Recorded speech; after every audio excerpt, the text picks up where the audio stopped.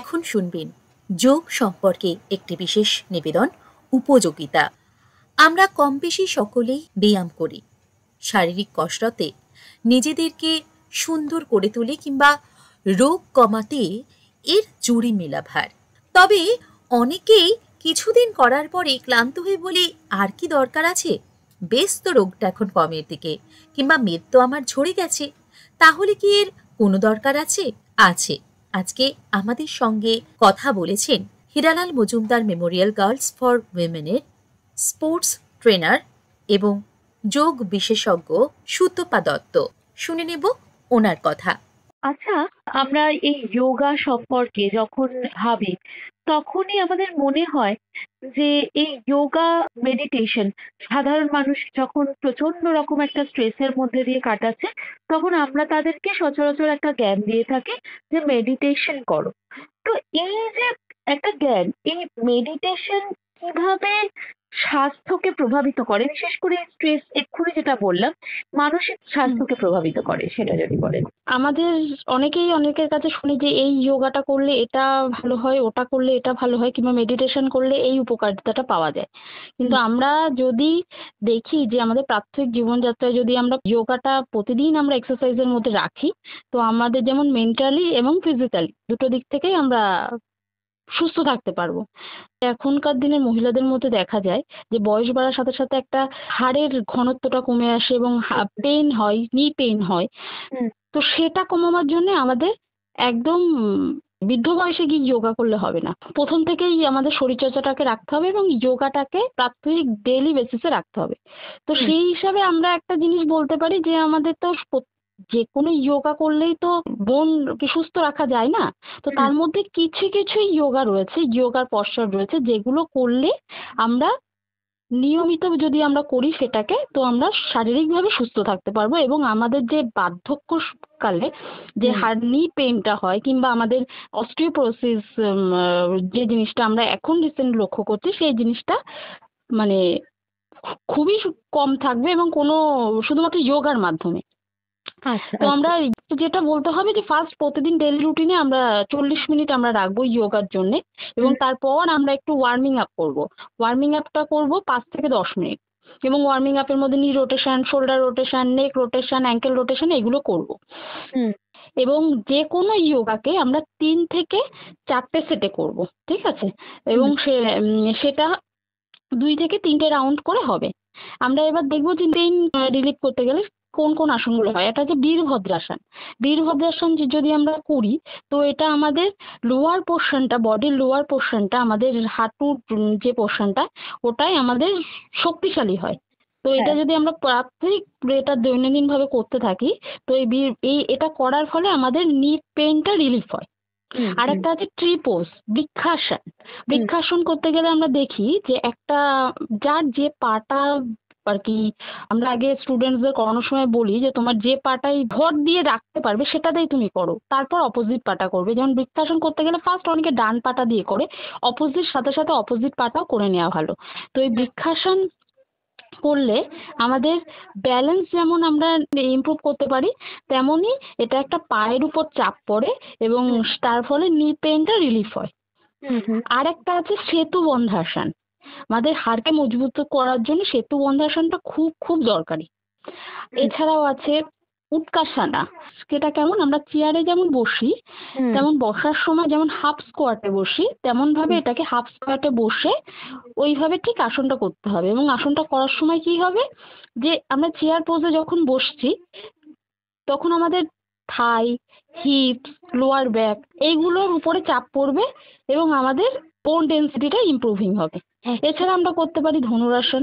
Back abdominal muscle এবং খুবই শক্তিশালী হয় ধনুরাসনটা করতে গেলে। আর একটা যেটা রয়েছে চক্রাসন।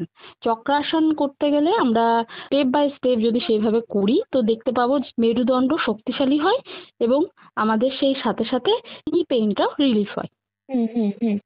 আর একটা যে কোশ্চেনটা আপনি করলেন যে মানসিক স্বাস্থ্যর জন্য আমরা যেমন যোগা যেমন জরুরি, সেই সাথে সাথে যদি আমরা মেডিটেশন এবং প্রাণায়াম করি প্রতিদিন, সেই হিসাবে আমাদের মানসিক স্বাস্থ্য খুব সুন্দর থাকবে এবং আমরা টেনশন মুক্ত হব এবং যে কোনো কাজ করতে আমরা উদ্গ্রীব হব। সেক্ষেত্রে প্রাণায়ামের মধ্যে আমরা করতে পারি অনুলোম বিলোম, এই প্রাণায়ামটা করতে পারি। এই প্রাণায়ামটা করলে আমাদের প্রতিদিন যদি আমরা এই প্রাণায়ামটা করি, সেক্ষেত্রে আমাদের নেগেটিভিটি যে জিনিসগুলো আমাদের থাকে, টেনশন দূর হয়, নেগেটিভিটি দূর হয়, আমাদের স্ট্যামিনা বাড়ে। এছাড়াও আরেকটা জিনিস যেটা হয়, অনুলোম বিলোমের মাধ্যমে আমাদের কিন্তু পায়ের হাঁটুর এই সমস্ত যে ব্যথাগুলোও থাকে এগুলোও কিন্তু রিলিফ হয় প্রতিদিন যদি আমরা করতে পারি। এছাড়াও হার্ট অ্যাটাক হয় না, হার্টের যে ব্লকেজ থাকে অনুলোম বিলোমের মাধ্যমে সেগুলো দূর হয়, সুগার লেভেল নর্মাল থাকে। এবং 5 থেকে 6 মাস যদি কোনো রোগী, প্যারালাইসিস রোগী প্রাণায়ামটা করে, অনুলোম বিলোম প্রাণায়ামটা করে, তো এই জিনিস করতে থাকলে একদিক থেকে যেমন আমরা ফিজিক্যালি ফিট থাকবো, আমরা একভাবে মেন্টালি ফিট থাকবো। হুম। আমাদের মেয়েদের তো নানা পর্যায় যায় জীবনে, তো সেরকমই একটা পর্যায় হলো যে মাতৃত্বকালীন প্রথম ধাপ যেটা, হ্যাঁ, আমাদের সন্তান জন্মের ঠিক পরবর্তী পর্যায়। এই সময় অনেকেরই মানসিক স্বাস্থ্য বিঘ্নিত হয়।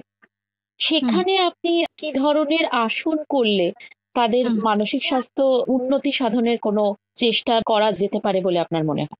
মাতৃত্বকালীন পিরিয়ডস এর পর আমরা ফার্স্ট সেক্ষেত্রে আমরা বলতে পারি বজ্রাসন করতে পারি। বজ্রাসন করলে আমরা কোনো জিনিসকে, যেটাকে আর কি বলে মেডিটেশন, বজ্রাসন ধ্যান আর কি। বজ্রাসন করলে মন কোনো কাজের জন্য উপযুক্ত হয়। এছাড়া আমরা করতে পারি শলভাসন করতে পারি।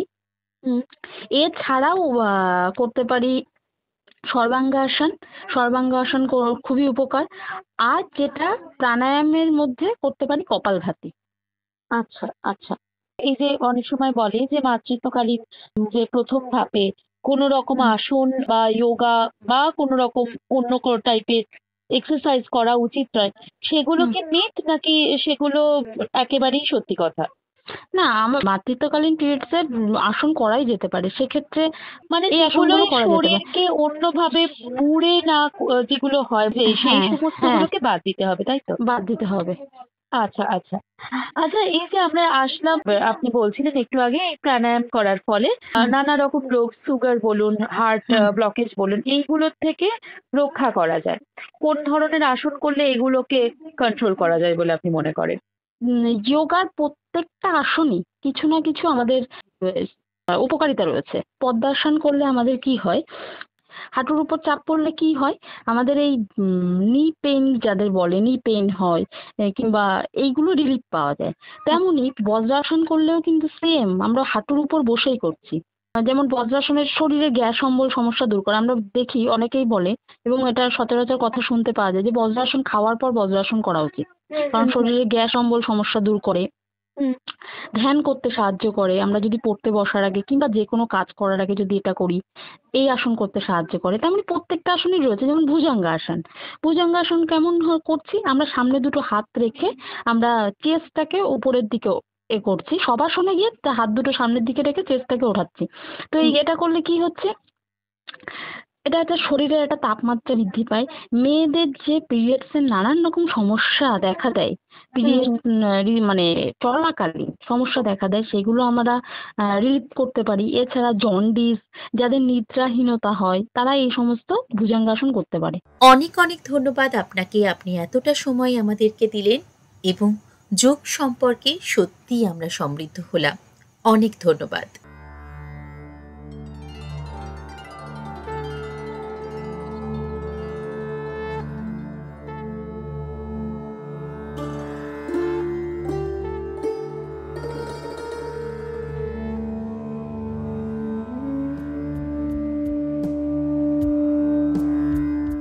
এতক্ষণ শুনলেন যোগ সম্পর্কে একটি বিশেষ নিবেদন, উপযোগিতা।